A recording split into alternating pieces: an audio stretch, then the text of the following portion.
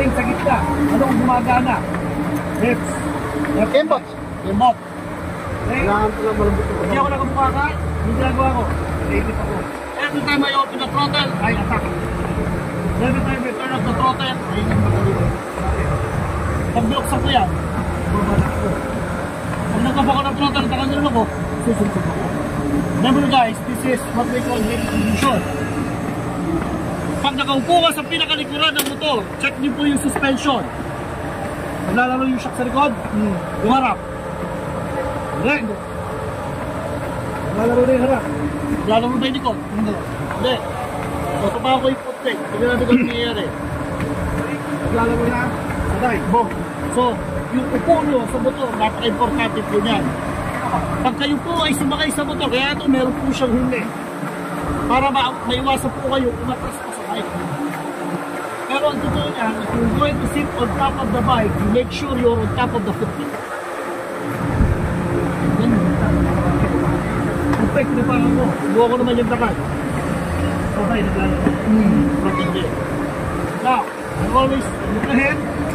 Left, right, left, right. Samahan ngayon ng forward momentum. Weight distribution. Left, right. Hindi natin yung throttle. Gas. Oh, gas. Okay, watch. Nasabayan natin. Medyo sa tangke.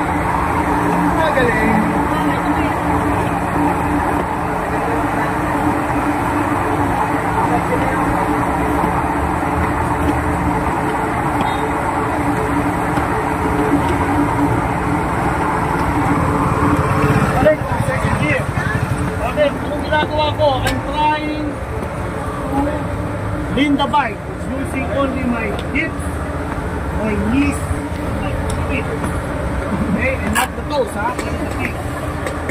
Anong rider sumakay sa ito? Nakaupo ka dito. Okay. Kahit ang ipit ang gawin mo, nakabukaran. Kasi pag relax yung paa mo sa ilalim, kasi susunod mo yung paa mo. Okay, subukan natin ngayon. Lahat kayo, kaya na konti ko dyan. Ngayon, pagtigit-tigit yung dalawa tuhod nyo. Kaya, okay. Spino, ikaw nyo ngayon.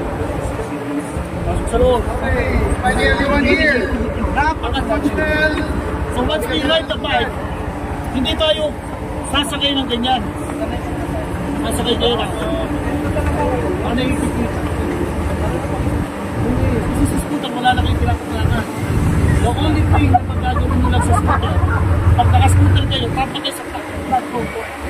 Pag magpepreno kayo, harap nyo, tumigayad lang kayo. Hindi kayo malalagod sa upo. Kasi hindi ka tulad na may pangkay, may iipitan kayo. Sa scooter, wala kayong iipitan. Patong sa platform, hindi nyo kayo dito, yung iba, racing. Yan. Kaya pa nagpreno. Plus 5 sa speed daw yung ulog. Ha? Plus 5 sa speed. Sa forma. Tuloy na sa itsura. Sa forma lang. So kung nakapatong ang paa mo sa flat floorboard, itataas yun lang yung ankle nyo. Sabay, harap ikot. Ankle lang yun. Hindi kayo. Saka nawawala yung pressure. Nawawala pressure. Okay. So, i-play time lang po ako sa Royal Enfield. Check it out guys. Yan. Napakita ko sa inyo. Most of the time. Marina 450. Royal Enfield yan. Hindi na ako magamit ng preno. Ito natin. Ronald Counter Steering.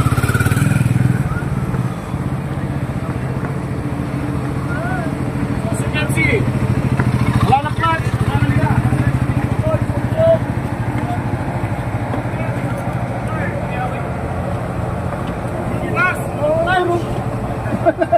Ano? Ginagamitan na ha? P6. Ginagamitan ng P6.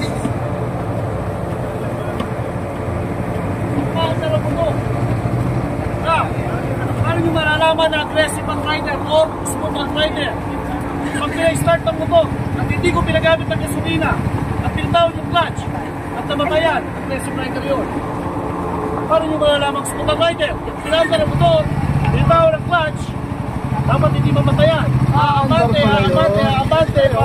Pwede pala yun. How you know? Ang clutch, gas. Okay? Saan ginagamit ng gasolina? Ganun pala yun. Hindi ko lang nalaman yun ah. Tagal na natin magmotor. Ngayon lang natin nalalaman yan.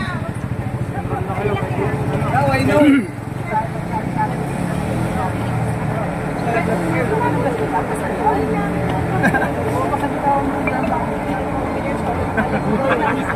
Oh, shoutout sa Elf, yung inyong art balloon. Wala na yatang gas. Elf.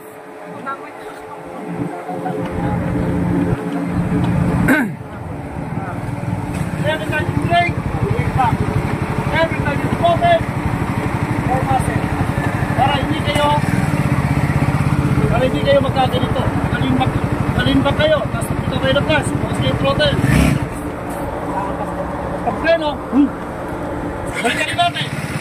Pag ang clutch, leaning forward ako.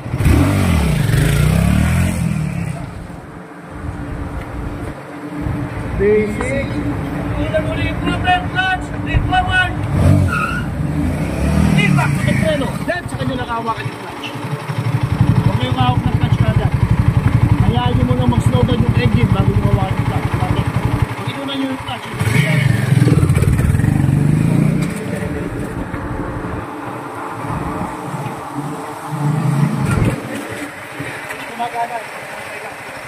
Pero walang antena braking system na. So yung ginagawa ko, nagpe-clutch muna ako bago mag-preno. So ngayon, balik na rin natin. Nagpe-preno muna ako bago mag-clutch. Tingnan natin ang effect.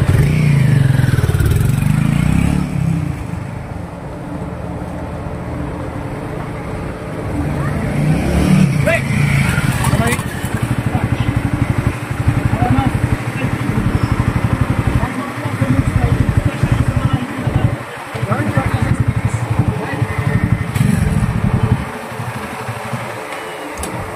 Huwag bumaba, patalbas sa kanan, front brake. Tingin sa kaliwa, tingin sa kanan. Para pag bumarap pa mo, saka tataba. Pag ipaparado yung motor, ilagay mo na ba yung siguro. Para mas kapag. Wala, hindi maikayo. Hindi yan.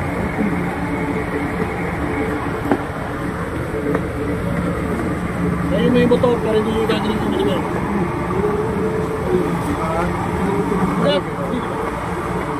Hindi talaga?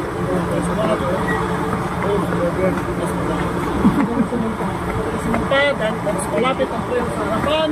Kesa yung nandito manibela, hawakan mo yung frame sa harapan. Habang hawak niya yung front brake, makikita mo wala yung space. Kaya pag sinukan niya yung paa niya, pwede tumama sa bakal, yung tubig niya. Lalagay niya yung manibela rito, hawakan niya ngayon yung front brake, ang laki na ng space dito. Mas madali, at pag tinayo yung motor, marinig kayo. Kaysa dito manggagaling. Nandun pa. Bakit yung technique na po tayo? Gusto yung pag-alaman na nakakagmahal ko lang siya. Hindi lang po kami. Follow nyo lang po kami. Okay? Ano gusto na po para ma-follow niya ako? Ito yung likod ko. Yeah. Follow me ito. Ulas. Thank you so much. Slide your finger, you want to use the brake. Brake. Release. Brake. Now, practice this one. Throttle and then front brake sakay. Tumababa yung finger. Rest of the brake. Huwag nag-knock yan. Okay? Now, most of the time, sa mga nagpapitas ka, dito ginagawa namin ng motorcycle ride in the Philippines. Kami nag-aagal ng test ride. Habang nag-test ride, meron tayo computer. Saan bumubuhal? Kadalasan ng test ride.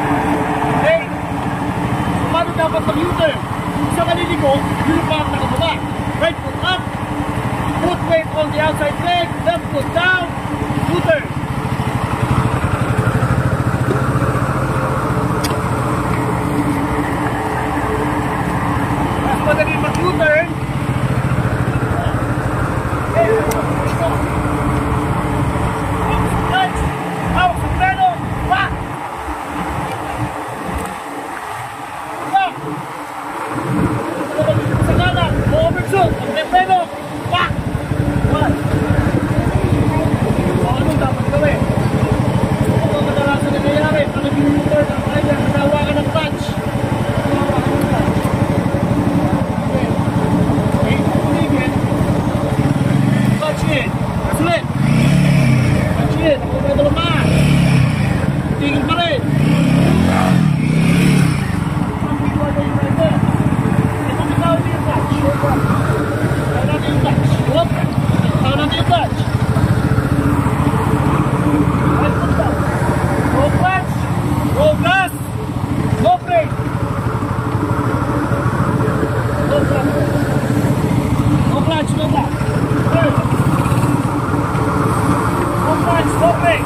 Third. Okay, go. Empty ahead. Hawakan yung clutch. Hawakan yung clutch. Yun. Kakasarap na mo. Titigay. Tapos pa, pwede po sa isang line. 793. Pull ahead. Go. Okay. Tapos. Natanin mo. Pagdating sa apex, ang tingila ko nun.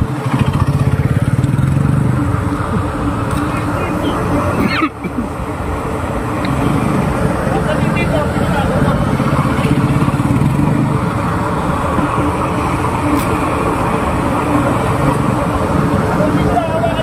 Pwede yung mag-play mo dito. Ang walang clutch, open open. Ilagay sa pilihan.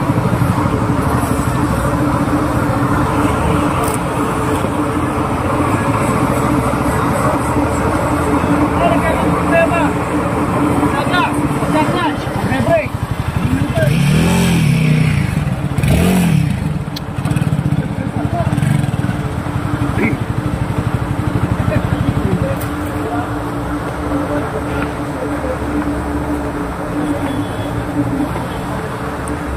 Slowly, another 69-50. Kapag naputulan nyo, mas magaling mag-ride.